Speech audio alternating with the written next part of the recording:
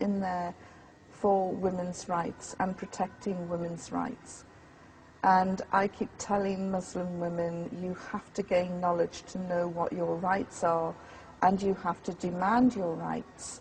Furthermore, you have to make sure your men are educated so they know what your rights are as well, and you make sure that they see that your rights are given freely. Well, actually, I've read some funny story that when you got married, you wrote your own marriage contract because you insisted to put down your rights. Yes. Can you tell me this story? Well, one of the things that that I noticed is that the wife, the woman, has a right to a wedding contract. And I was reading more about this, and I thought, you know, this is where all these Hollywood lawyers got the idea from for prenuptial wedding contracts. It's all here in the Quran. So I said to my husband-to-be that I would be writing my own wedding contract, and I said it will be Sharia compliant. And what have you written in this contract? Well, everybody keeps saying, how much did you demand?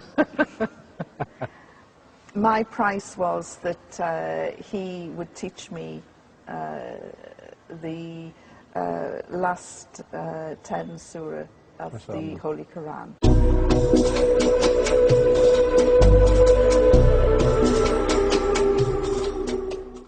That is my price. Mahr.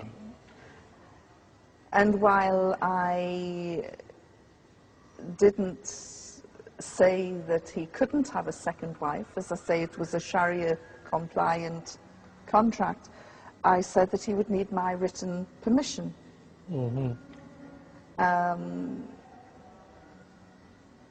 Something I doubt I will ever give freely,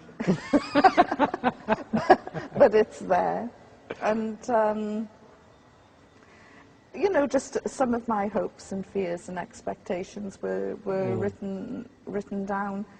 And what I found interesting was that as we went through the service, the imam asked me 3 times during the various procedures, do you want to marry this man? And I said to him afterwards, I said, if he'd asked me again, I'd have to say, what does he know about you? Why does he keep asking me?